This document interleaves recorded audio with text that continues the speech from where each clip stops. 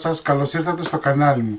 Πάμε σήμερα να φτιάξουμε σκορδόψωμο. Ένα σκορδόψωμο λίγο διαφορετικό, έτσι θα έχει δύο γεμίσεις. Δηλαδή θα έχουμε και στη μέση και από πάνω. Έτσι για να το κάνουμε πλούσιο, ωραίο, νόστιμο.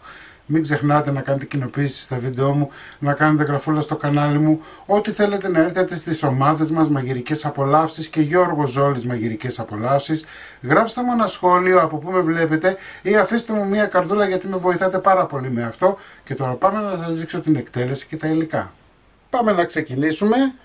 Θα βάλουμε ένα κουταλάκι του γλυκού ζάχαρη. Έτσι, τόσο όσο. Θα βάλω 250 γραμμάρια γάλα χλιαρό.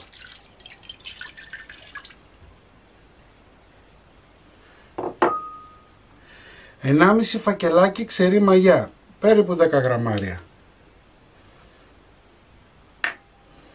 Θα ανακατέψω λίγο να διαλυθεί η μαγιά. Δεν χρειάζεται ενεργοποίηση, πάμε κατευθείαν να ξεκινήσουμε. Εδώ έχω 600 γραμμάρια αλεύρι για όλες τις χρήσεις. Θα το κοσκινήσω λιγάκι.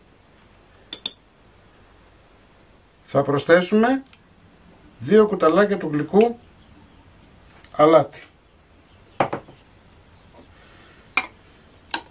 Και επειδή του πάει, θα βάλω και ένα κουταλάκι του γλυκού θυμάρι. Αν βάλετε ρίγανη θα βάλετε λιγότερο. Τώρα θα μου πεις 250 γραμμάρια μόνο σε 600 γραμμάρια αλεύρι. Ναι, γιατί θα βάλουμε και βουτυράκι. Θέλουμε μία βουτυρένια ζύμη για να δώσει το σκόρδο και τα υπόλοιπα υλικά τα αρώματά τους. Λοιπόν, εδώ έχω 200 γραμμάρια βούτυρο. Μπορείτε να βάλετε μαργαρίνη, μπορείτε να βάλετε ό,τι θέλετε. Έτσι. Δεν θα το βάλουμε όλο.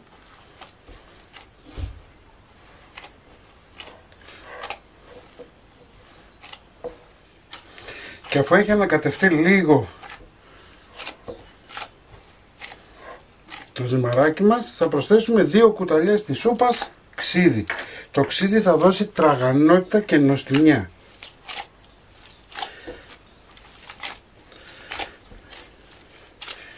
Προσοχή λιγάκι με τα άλευρα, γιατί είναι λίγο σφιχτή η ζύμη. Έτσι, βάλτε το σταδιακά, μην το βάλετε όλο μαζί.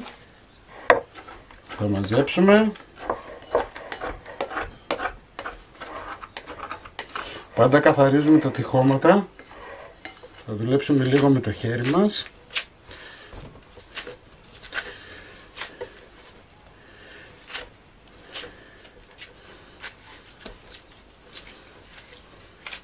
Μην το βλέπετε σκληρό, θα μαλακώσει πάρα πολύ στο φούσκωμα.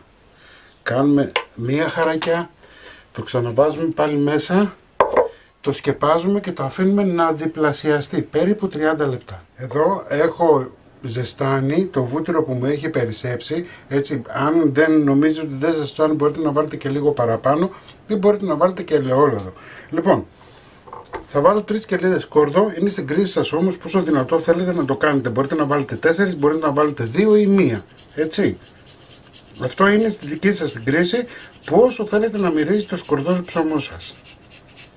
Τώρα αν υπάρχει πίεση, βάλτε και 4 και 5 κερλίδες. Ανακατεύουμε λιγάκι. Λοιπόν, εδώ έχω μαϊντανό. Ο μαϊντανός είναι ουδέτερος, μην τον φοβάστε. Και εκτός αυτού βοηθάει και στη χώνευση. Το τζιλοκόβουμε πάρα πολύ καλά.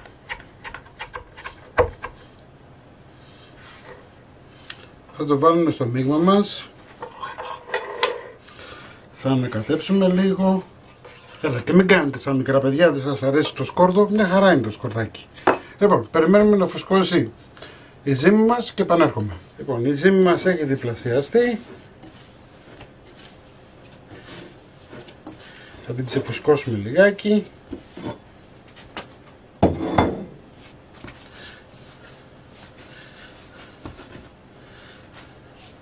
Βλέπετε πόσο μαλακιά έχει γίνει. Θα την κόψουμε στη μέση. Αλευράκι στον πάγκο μας.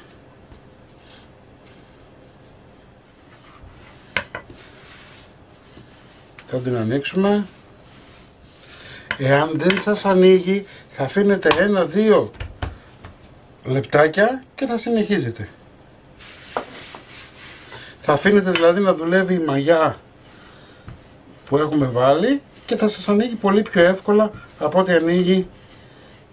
Παίρνουμε ένα 37-38 ταψί.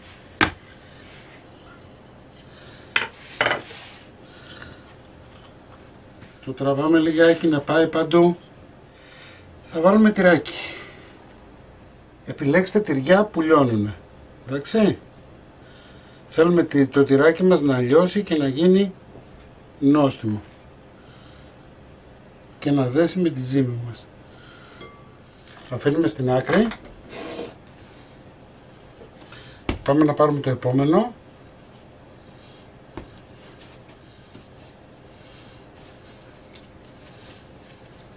Δεν θέλουμε καλλιτεχνίες, έτσι, απλά να ανοίξει.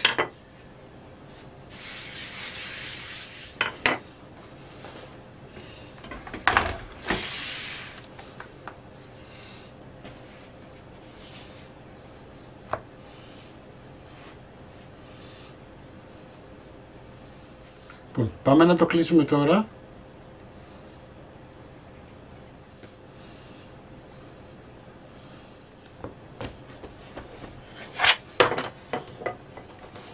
Τώρα πιστεύω να καταλάβατε γιατί δεν είχα βάλει λάδι στο ταψί. Λοιπόν, βάζουμε λίγο ελαιόλαδο στο ταψί μας. Ωραία. Το πενέλο θα το χρειαστούμε πάλι.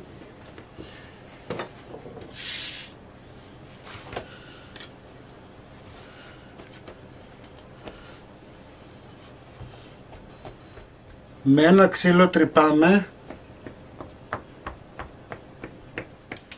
Αφήνουμε 20 λεπτά να ξαναπάρει τα πάνω του, να ξαναφουσκώσει, γιατί θα βάλουμε σε λίγο τα τυριά και ανάβετε το φούρνο σας 180 βαθμούς αντιστάσεις πάνω κάτω.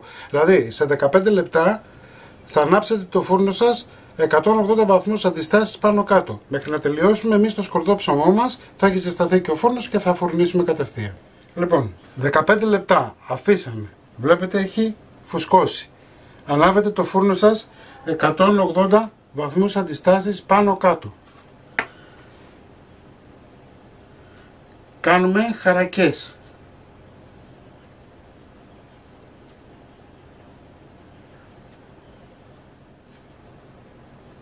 Οι χαρακές γίνονται για δύο λόγους. Ο ένας ο λόγος είναι να μην χωριστεί το κάτω ζυμάρι με το πάνω, γιατί έχουμε βάλει τυρί. Και ο άλλος ο λόγος είναι για να πάει παντού το βούτυρο που θα βάλουμε. Ανακατεύουμε καλά. Το έχω ζεστάνει λιγάκι γιατί αναγκαστικά λόγω του χρόνου πάγωσε. Έτσι. Και αυτό που έχουμε να κάνουμε τώρα είναι να περιχύσουμε το σκορδό ψωμό μας. Με το πινελάκι μας θα στρώσουμε να πάει παντού. Θα βάλουμε τυριά από πάνω. Το τυρί που έχω χρησιμοποιήσει είναι 400 γραμμάρια. Έτσι. Και για τα δύο, και για το μέσα και για το έξω. Εγώ θα πασπαλίζω και με λίγο σουσάμι γιατί του δίνει άλλη γεύση.